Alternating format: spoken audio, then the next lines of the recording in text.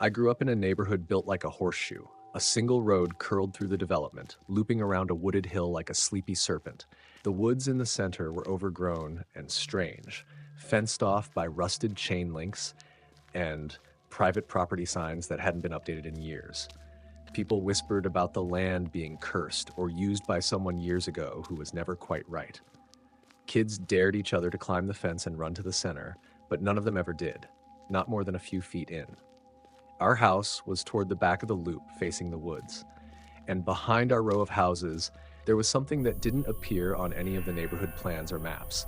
A narrow, cracked road that ran behind the houses, sandwiched between the backyards and the forbidden woods. It was different. No streetlights, no signs, just a faded stretch of asphalt veined with weeds and cigarette burns, like someone had tried to erase it, but gave up halfway. I first noticed it around age 12 from the upstairs bathroom window.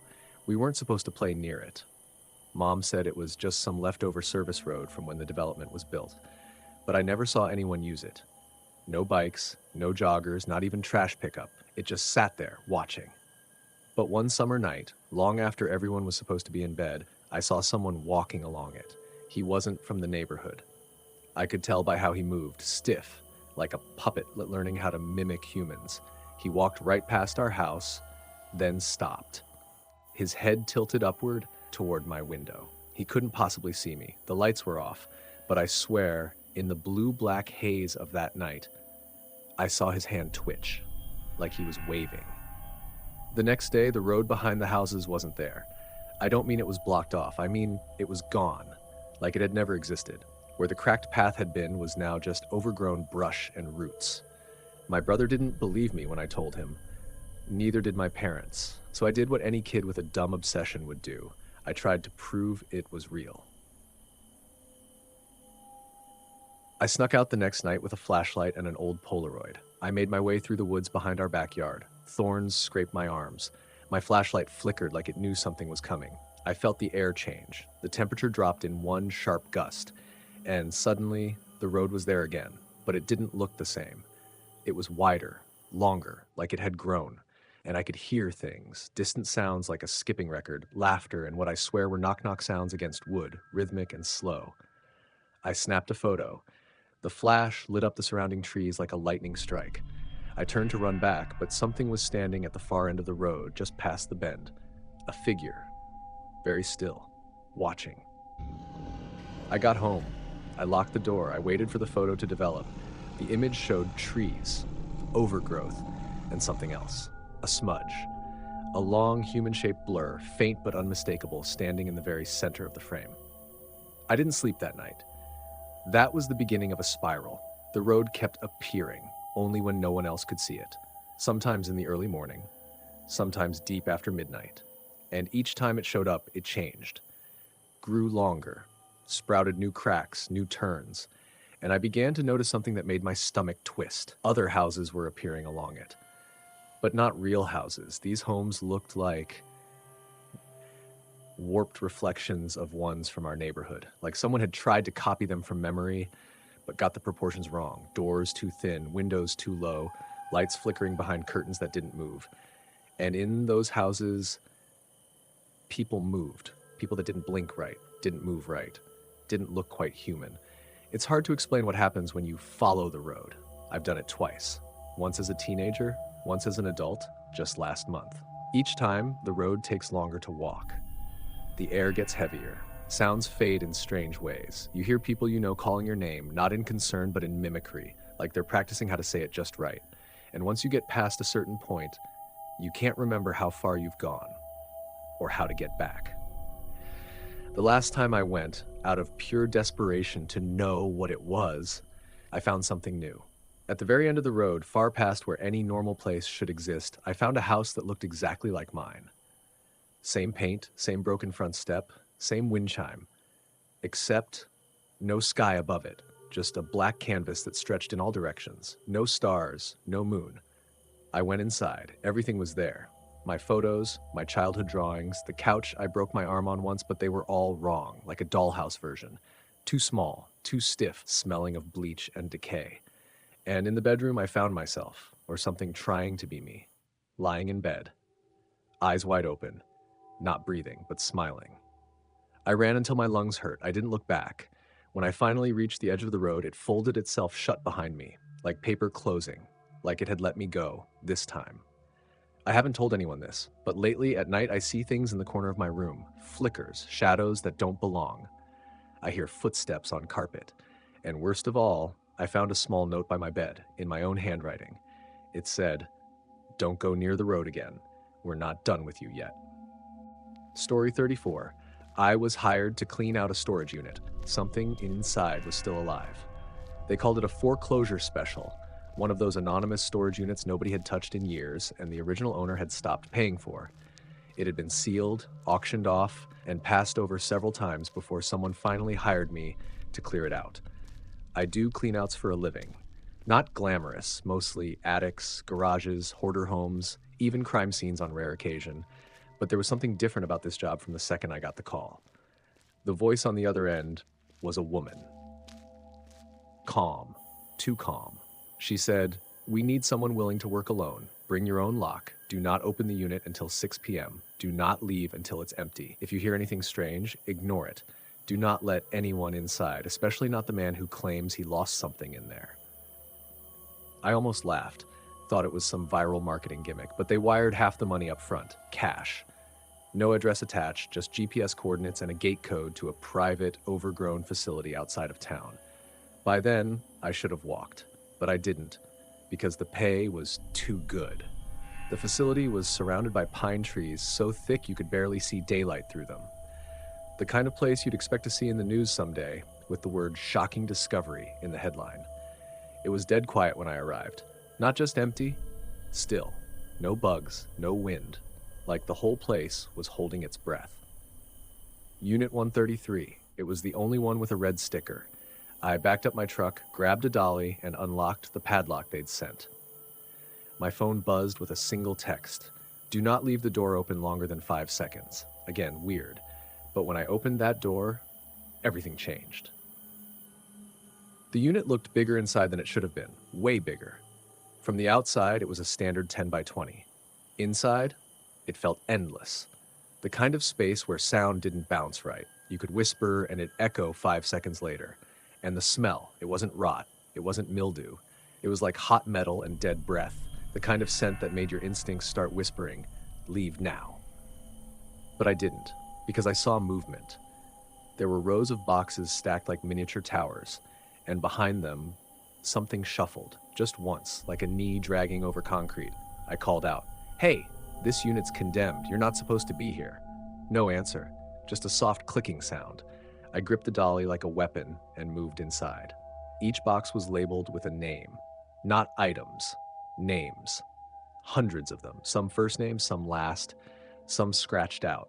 I opened one of them expecting junk. Instead, I found a photograph, a Polaroid of a man sitting cross-legged on a floor, mouth open in shock, like the moment someone realizes they've been buried alive. Next box, a pair of broken glasses with dried blood on the temples. Third box, a VHS tape will "Do not watch." Naturally, I took that one with me. I heard the noise again, louder now, a slow scraping, and then unmistakably the sound of breathing. Wet, deep, behind me. I turned, but the space was empty. At least, I thought it was, until I saw the reflection in the lens of a discarded camera, something tall and stretched, crawling on the ceiling above me. I backed out. I was done. I didn't need the money that bad, but when I reached the door, it was closed. The outside handle was gone. My phone buzzed. "The man will knock 3 times. Do not let him in." Seconds later, knock, knock, knock. 3 perfect, polite taps, and a voice said in a friendly, too clear tone, "Hey, I think I dropped something in there last year. You mind letting me take a quick look?" I didn't respond. Another knock. "I won't be long. I promise. Just one thing. Just need to find my name." That last line chilled me, because when I turned, the boxes were shifting. One had fallen, cracked open, and inside, a mirror, with a word etched into the surface from the inside, "My name." Time did something weird then. It didn't feel like I was inside for more than an hour. But when I finally pried open the back door with a crowbar, the sky was different. Too dark for 7 p.m. The trees outside were twisted. My truck was gone. There was no exit gate, no road, only more units. All of them open now. and something was walking among them, slouched, humming. I don't remember how I got out. I woke up 3 days later in a motel 2 states over. My phone was wiped, the VHS tape was in my bag, but the label was gone. I played it. It showed footage from inside the unit, security camera style, watching as I moved box to box, then it froze. The final frame was me staring directly into the lens, smiling, not blinking, and behind me, that man, finally inside. Now sometimes I hear knocking in my apartment late at night. When in always 3 times, I don't answer anymore because I know he's not looking for a lost item, he's looking for his name. And the only way he gets it back is if I give him mine. Voice came through the baby monitor. He died 6 years ago. We got the baby monitor secondhand from a family friend, one of those older, no-frills models with a crackly screen and barely functional night vision. My wife insisted we needed it, even though our daughter's nursery was just across the hall. At first, it worked fine. A bit of static, the occasional blurry blip of motion, nothing unusual. Until one night, a week after we plugged it in, the monitor whispered, "It's too cold in here. Can you tuck me in?" It wasn't our daughter's voice, and it sure as hell wasn't mine or my wife's. It was a boy's voice. Calm, familiar in the worst kind of way. It was my brother's voice. The same brother who died in our childhood home 6 years ago, drowned in the lake behind our house while I stood on the dock screaming for someone to help. I froze. My wife was asleep. The screen showed nothing but static and a warped view of the crib. I told myself it was interference, some weird radio overlap, maybe even a neighbor with a baby monitor on the same frequency. That worked for about 24 hours. Then the voice came back. This time, it said, "You left me in the water too long. My hands are still wrinkled." I ripped the monitor off the dresser and shoved it into a drawer. We stopped using it. My wife thought I was overreacting, but I knew something was wrong. Because later that night, I found wet footprints in the nursery, small, bare, leading from the crib to the window, and the window was locked from the inside. I started dreaming about the lake again. Dreams I hadn't had in years. But this time, it wasn't just my brother drowning, it was my daughter, face down in the same spot, tiny arms reaching up, the same look of betrayal in her eyes. The guilt started eating me alive. I'd never forgiven myself for what happened to my brother, and now it was like something out there hadn't forgiven me either. I tried to burn the baby monitor. It screamed. Not literally, not like a voice, but as the flames hit the plastic, the speaker came alive with a screeching static so loud it blew out the fuse box in our garage. The fire didn't spread, but the damage was done. The next morning, the monitor was back in the nursery, untouched, plugged in on, and the voice said, "You need to come back to the lake, or I'll bring her there myself." I took a week off work. I told my wife I needed to clear my head. Truthfully, I drove straight to my childhood home. The lake was still there, still dark, still silent. The dock where it happened had collapsed into the water years ago, but I remembered exactly where he slipped, exactly where I stood, too scared to jump in after him. I kept thinking, if I had moved faster, if I had just jumped. The water rippled. No wind, no fish, no boats. Just a single ripple moving toward me. Then I heard it again, right behind me, but also inside me. "Tuck me in, just once, then I'll stop." I turned and there he was, my brother. 8 years old. Pale, eyes bloated with water, standing barefoot on the shore, dripping with algae and broken silence, and in his arms, my daughter, sleeping.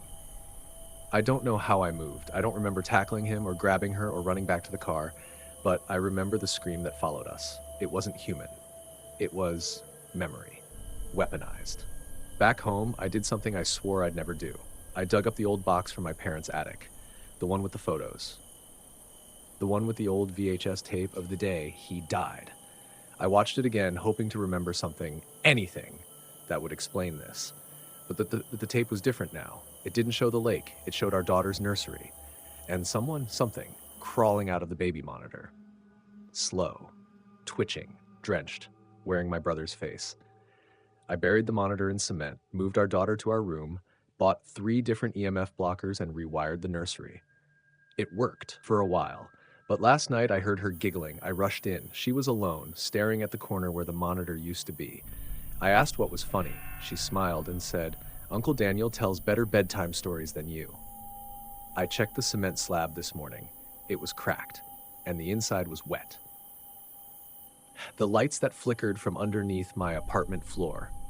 I never thought much of the noises at first, the creaking of the floorboards, the occasional sound of something dragging across the ceiling above me, just the usual weird sounds that come with living in an old apartment building. But then, one night, something changed. It was late, around 2 a.m., and I was lying in bed, half awake, when I noticed it. At first, it was faint, like the low hum of an electrical buzz, but it quickly grew louder, more distinct, a flickering sound as if a light bulb was about to burn out. I rolled over, half expecting to see the light on my bedside table flickering, but everything seemed normal. Then it happened again, only this time it was louder, like something was buzzing from underneath the floorboards. I froze, listening intently. There was no logical explanation for it. The only thing below me was the building's old heating system, and I had never heard anything like this before. It wasn't the usual groaning of pipes or the sound of wind whistling through cracks. This was different. Too regular, too mechanical. I tried to ignore it, but it kept going, a rhythmic flicker that seemed to pulse with the beat of my own heartbeat. I got out of bed and walked over to the living room, half expecting to find a lamp or appliance on the fritz. But again, everything was normal. The buzzing sound, though, it was getting louder, more insistent. It wasn't coming from the walls anymore, it was coming from under the floor. I crouched down, pressing my ear to the cold wooden floorboards. The sound was unmistakable now. It was the hum of lights, of electrical equipment, of something that shouldn't be there. My mind raced. What could be under the floor? There wasn't a basement in the building. There wasn't any kind of crawl space, just concrete beneath the hardwood. I grabbed a flashlight from my drawer and shone it along the edges of the room, trying to see if anything looked out of place. That's when I noticed the faintest outline. A rectangle in the center of the floor that seemed a little darker than the rest of the wood. Curious and more than a little uneasy, I grabbed a knife from the kitchen and pried at the edge of the floorboard. To my surprise, it lifted easily, as if the floor was just waiting to be opened. Beneath it was a small hatch, metal and rusted, as if it hadn't been touched in years. The flickering light sound was louder now, a rapid buzzing like 1,000 bulbs burning out at once. I couldn't help myself. I opened the hatch. At first, I thought it was just wires, old and tangled beneath the floor. But then I saw the lights. Hundreds of them, all flickering in and out, arranged in strange patterns. The lights weren't just bulbs, they were some sort of installation. Small, twisted, and covered in grime, they pulsed in a pattern I couldn't make sense of, flashing faster and faster the longer I stared. And then, amidst the lights, I saw something moving. A figure. A shadowy shape that was just barely there, almost imperceptible. It was hovering over the lights like it was feeding on them. It was too dark to see its full form, but I could feel it. I could feel the presence of something ancient and wrong, standing just below the floor, in the depths I couldn't reach. I slammed the hatch closed, my heart racing. The buzzing and flickering stopped instantly. Silence. But it wasn't the silence of relief. It was the silence of something waiting. I couldn't shake the feeling that whatever was down there had been watching me, had known I would open the hatch. Over the next few days, I tried to block it out. I went to work, I saw friends, but every night as I lay in bed, I could still hear it. The faintest buzzing sound, like the lights were still flickering beneath the floor, just out of reach. One night, I decided to leave. I couldn't stay in that apartment anymore. Not with that thing beneath the floor, not with the lights flickering and waiting. But when I packed up my things and went to grab my keys, I stopped dead in my tracks. The hatch was open again. The buzzing was louder than ever. And I swear I saw the shadow moving just below the floor, coming closer.